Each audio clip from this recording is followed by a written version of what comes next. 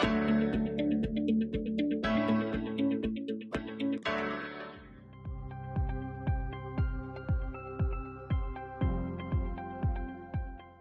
को नमस्कार। हिंदी व्याकरण के एक नए वीडियो में आप सभी का हार्दिक स्वागत है। हम पिछले 2 वीडियो में संधि के ऊपर बात कर रहे हैं और आपने स्वर संधि, व्यंजन संधि तो सीख ली।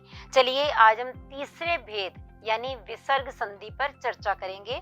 तो विसर्ग संधि क्या होती है? विसर्ग संधि होती है जब विसर्ग के बाद स्वर या व्यंजन आ जाए तो विसर्ग में जो परिवर्तन होगा, जो विकार होगा, उसी को विसर्ग संधि कहा जाएगा। जैसे उदाहरण देखिए, मने जमा अनुकूल, ये बना मनोनुकूल। यहाँ पर इस विसर्ग ने ओ की मात्रा का रूप ले लिया। इसी प्रकार से अगले उदाहरण में नमे जमा ते, यहाँ विसर्ग ने आधे स का रूप लिया और बन गया नमस्ते।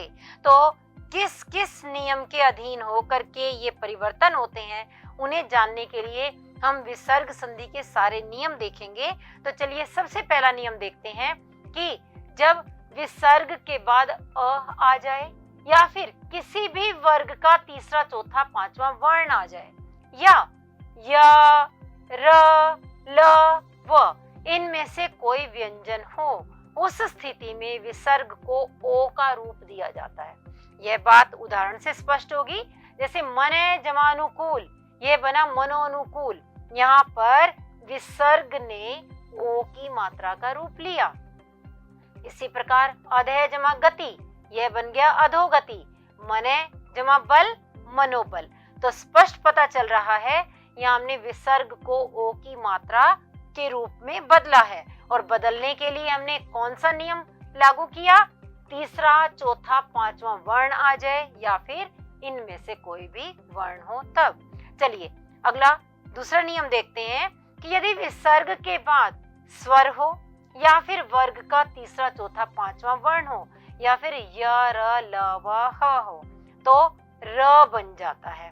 अब यहाँ पर हमने अ वाली बात नहीं की।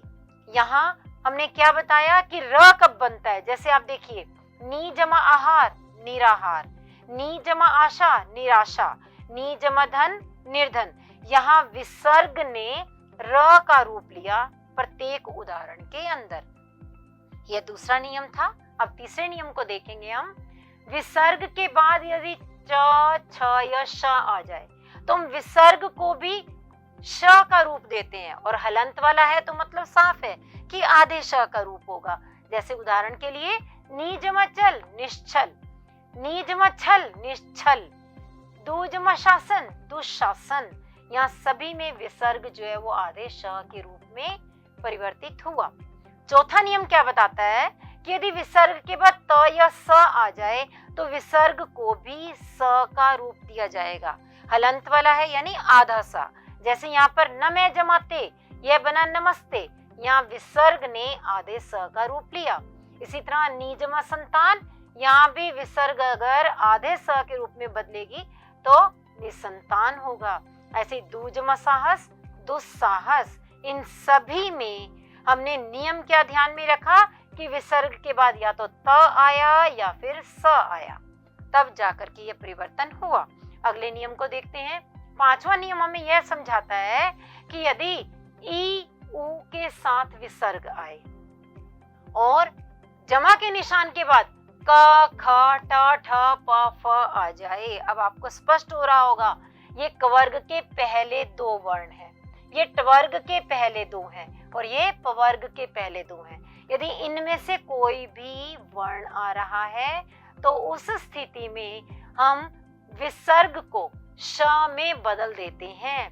कैसे श में बदला गया? यहाँ देखिए, नी जमा क्लंक, निष्कलंक, चतु जमा पाद, चतुष्पाद, नी जमा फल, निष्फल। तो यहाँ विसर्ग ने आधे श का रूप धारण किया। अगला नियम, छठा नियम जो है वह सबसे अधिक महत्वपूर्ण है और अक्सर पूछे जाने वाला है।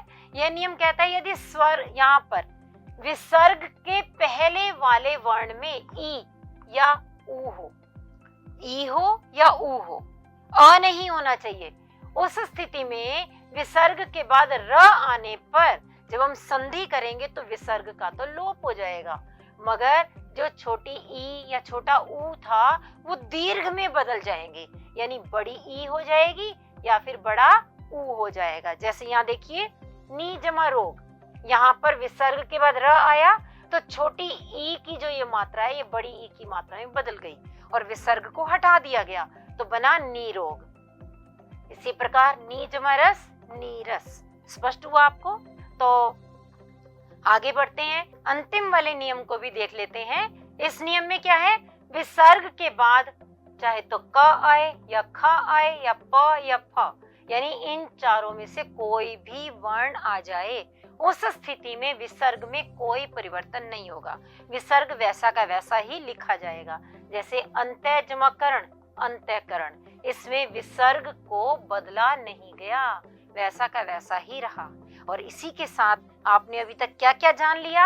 आपने जान लिया कि संधि क्या है, संधि के भेद कौन से हैं, स्वर संधि के भेद कौन से हैं, व्यंजन संधि के और विसर्ग संधि के नियम क्या क्या है।